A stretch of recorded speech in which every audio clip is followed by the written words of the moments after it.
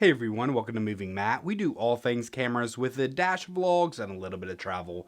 And according to Canon rumors, the Canon R3 will be officially announced on September 14th, give or take a day or two.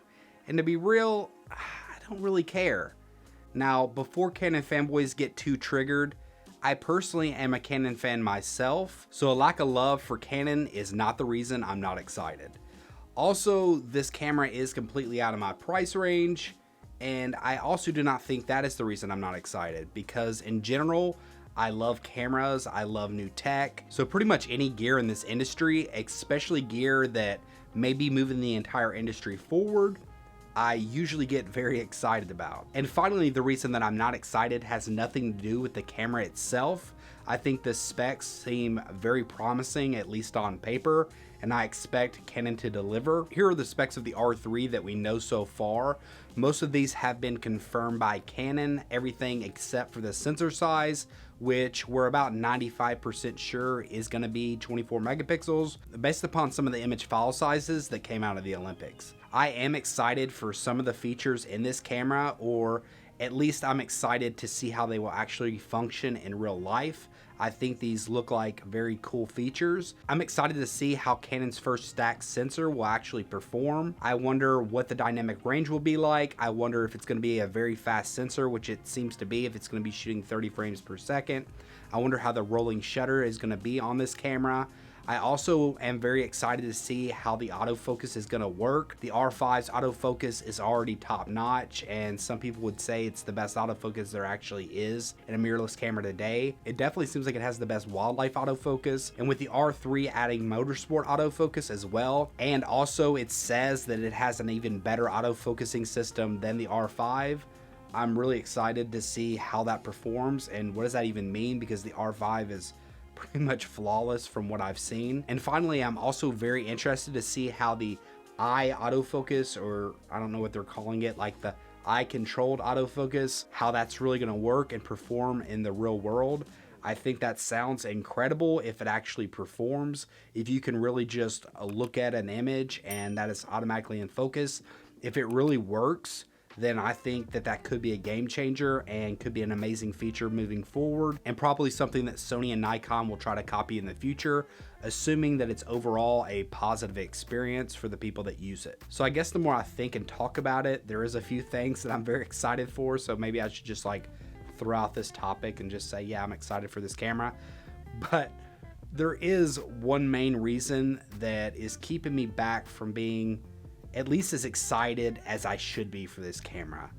And the reason why I'm not so excited about this is basically because we know so much about this camera already.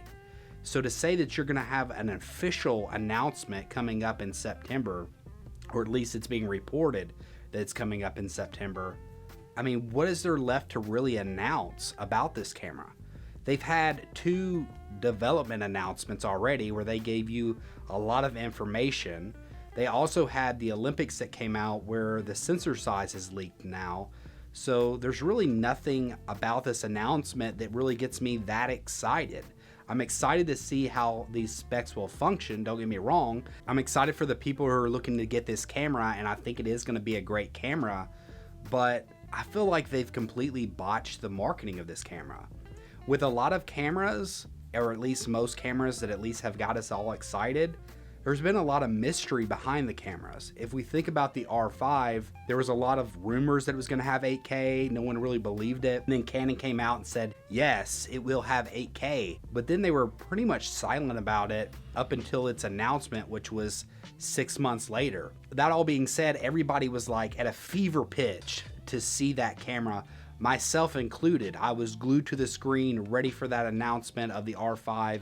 But this camera, I don't feel that same excitement. With the Sony A1, we heard that Sony was going to be having an 8K camera, but they really didn't give us anything, and it wasn't until about the day before that pretty much any information that was reliable leaked, and the next day we were seeing it and everybody was talking about it. So again, that was a very exciting camera.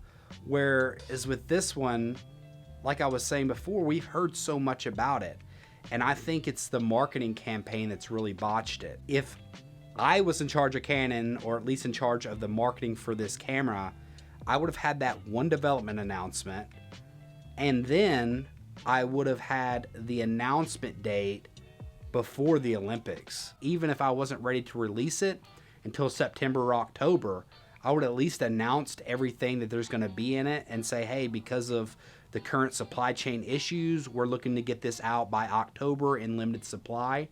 But I wouldn't have waited until the Olympics to come out, because you have to know that when the Olympics come out, some more information is going to get leaked about your camera, and you've already told us a lot of information about your camera. So at this point, there's really no mystery on September 14th that I am personally excited about. And that's why I want to get your opinion about it, because maybe because of what I do, I follow a lot of the news, I report on a lot of the news. So maybe just by the nature of what I do, then that's the reason I'm not as excited.